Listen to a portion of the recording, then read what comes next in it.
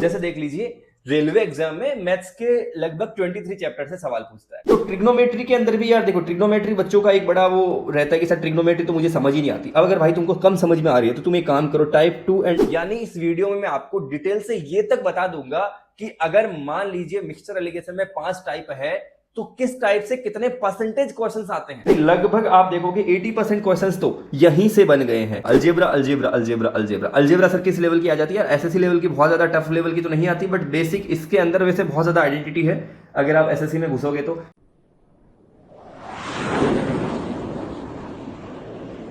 नमस्कार, आदाब, सत श्री अकाल, स्वागत है आप सबका आपके अपने चैनल पुष्पा सर ऑफिशियल। दोस्तों, मैंने अपने पिछले वीडियो में बताया था मैथ्स के लिए कि कौन सा चैप्टर ज्यादा इंपॉर्टेंट है, कौन से चैप्टर से कितने मार्क्स के सवाल आएंगे। ठीक है, मैंने सभी अलग अलग टॉपिक्स को अच्छे से क्लासिफाई करके आपके सामने रखा था। बट ये वीडियो बहुत ज्यादा इंपॉर्टेंट होने वाला है मैथ्स के लिए। यानी मैथ्स के लिए ये एक सिंगल वीडियो होगा जिसमें आपको कंप्लीट पता चल जाएगा कि मैथ्स में कौन से चैप्टर से कौन सा टाइप पढ़ना है। जैसे देख लीजिए रेलवे एग्जाम में मैथ्स के लगभग 23 चैप्टर से सवाल पूछता है।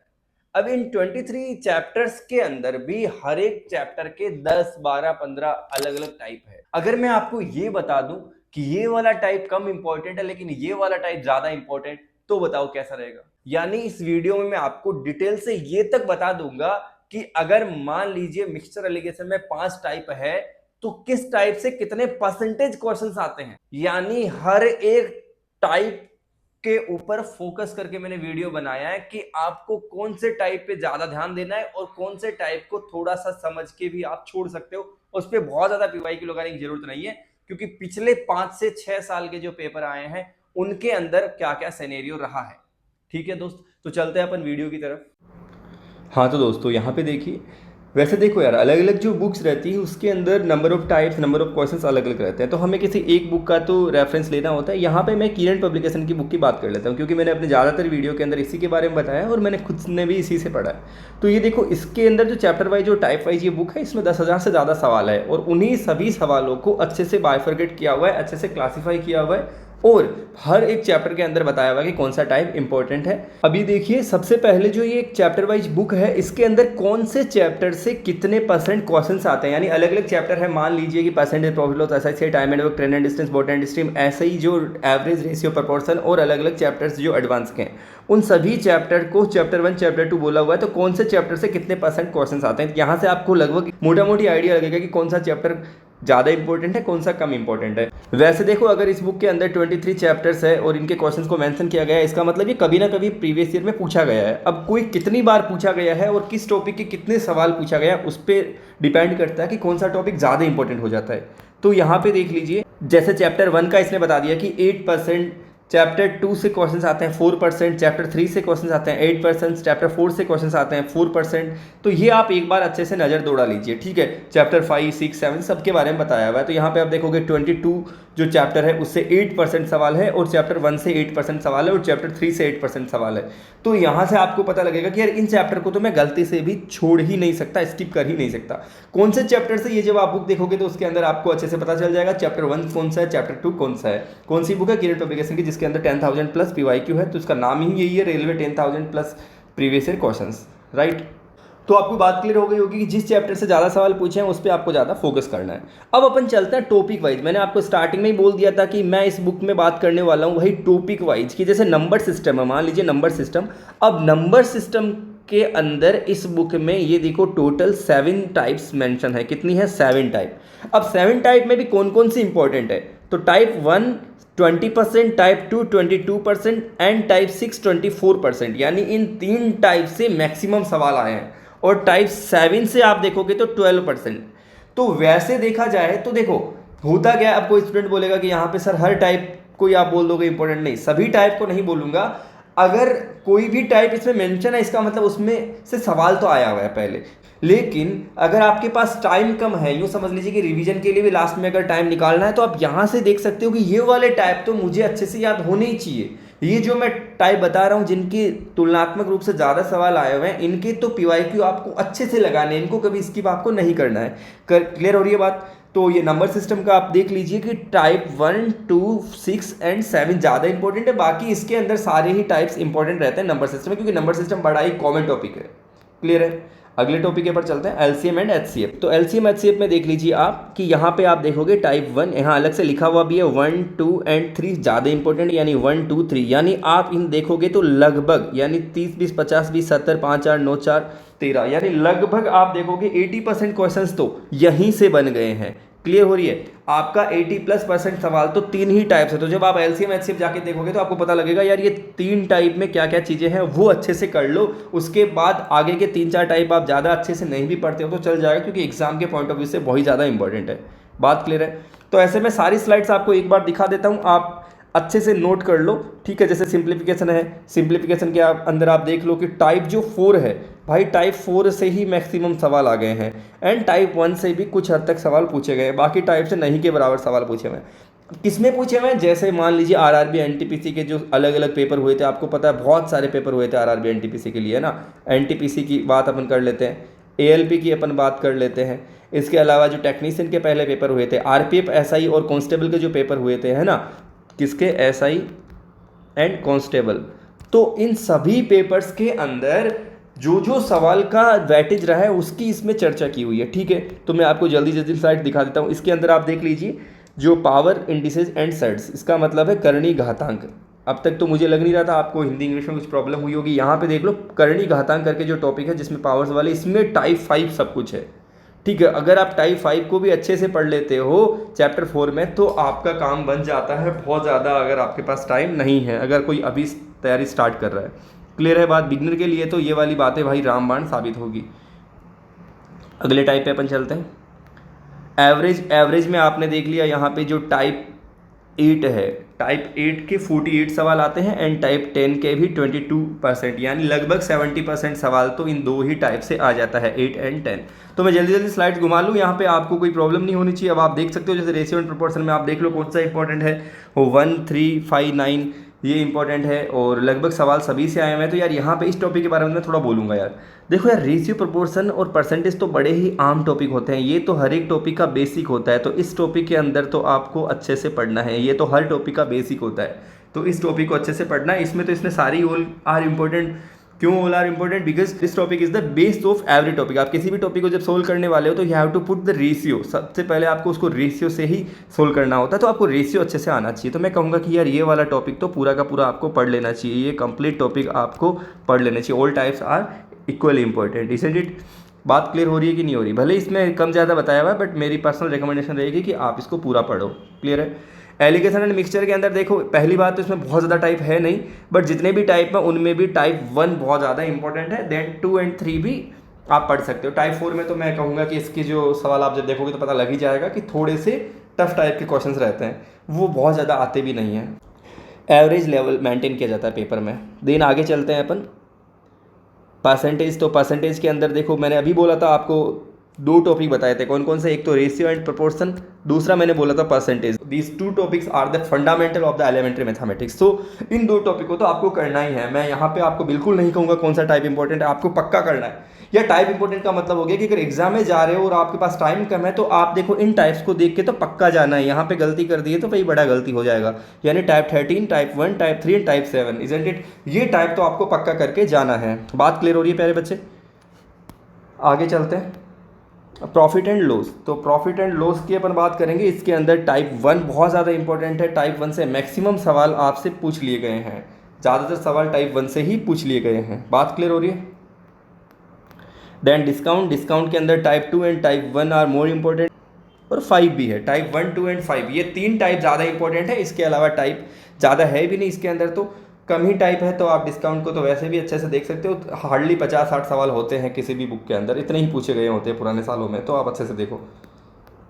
फिर चलते हैं सिंपल इंटरेस्ट। तो सिंपल इंटरेस्ट में देखो, यहाँ पे ये टॉपिक जो है ना इंटरेस्ट वाले, जो सिंपल एंड कंपाउंड इंटरेस्ट, यहाँ पे अगर आपको ऐसा मिल जाता है कि type 1 and type 5 are more important, तो आपको क्या चाहिए भाई, अगर यहाँ पे इनमें से ज़्यादा सवाल आ रहे तो इन टाइप्स को आप अच्छे से क्लियर करो, इनको 4 बार 5 बार, यहाँ पे कौन कौन से सवाल है जाके देखो इस बुक के अंदर।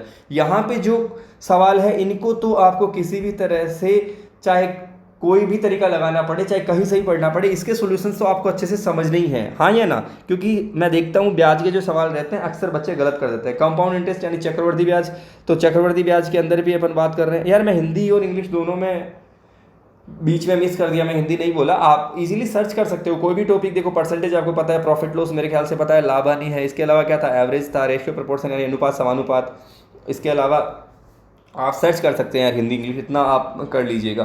कंपाउंड इंटरेस्ट जो है यानी चक्रवर्ती ब्याज, तो इसमें देखो टाइप 1 एंड टाइप 4, यानी अगर चक्रवर्ती ब्याज में कोई प्यारे बच्चे तुमको बता दे, कंपाउंड इंटरेस्ट में तुमको बता दे कि क्या ज़्यादा इंपॉर्टेंट है, और वो टाइप तुम पढ़ के चल जाओ, भले ही तुम्हें बहुत ज़्यादा ये टॉपिक पूरा अच्छे से क्लियर नहीं है, बट हमारा यहाँ पे चूंकि मकसद क्या है कि एग्ज़ाम क्लियर करना है, ना कि तुमको यहाँ पे जाके मैथ्स पढ़ानी है या पीएचडी करनी है। अगर तुम्हारा टारगेट मैथ्स पढ़ाने का नहीं है तो तुम इजीली यार एग्ज़ाम क्रैक करने के लिए बस एक स्मार्ट अप्रोच को रखो कि कौन कौन से टाइप में या कौन कौन से सवालों पे मैं फोकस करूँ, मेरा एग्ज़ाम में सवाल ठीक हो जाए, उसके अलावा मुझे किसी चीज़ से कोई मतलब नहीं है। तो तुम्हारा जो कंप्लीट यानी अटर तुम्हारा जो ध्यान होना चाहिए, अटर फोकस होना चाहिए एग्जाम के पॉइंट ऑफ व्यू से क्या पूछा जाता है। बात क्लियर हो रही है? तो एग्जाम के पॉइंट ऑफ व्यू से देख लो कि तुम्हारे पास दो टाइप बहुत ज़्यादा इंपॉर्टेंट है। मैं बता रहा हूँ कंपाउंड इंटरेस्ट के सवाल बच्चे चूकते हैं हमेशा ही, तो यहाँ पे अगर आपको पता चल जाए। इसके अलावा time and work, time and work में 60% सवाल जो है टाइप 1 से पूछ लिए गए हैं, but still I will recommend कि time and work is not that much tough topic, ये बहुत ज़्यादा आसान टॉपिक रहता है, तो इसके अंदर तो आप सारे ही कर सकते हो,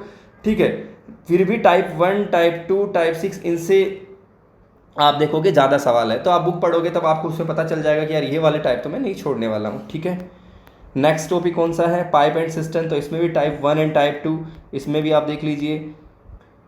time and distance type 1, type 2, 4 ये ज़्यादा इंपॉर्टेंट है, ये भी देख लीजिए। मैं स्लाइड दिखा लेता हूँ, अब आप जल्दी जल्दी नोट कर लीजिए। मेरे ख्याल से आप पेन पेपर तो लेके बैठे होंगे, समझदार अच्छे प्यारे बच्चे हो। टाइप 1 एंड टाइप 2 38 एंड 46%, तो ये भी आप देख लीजिए।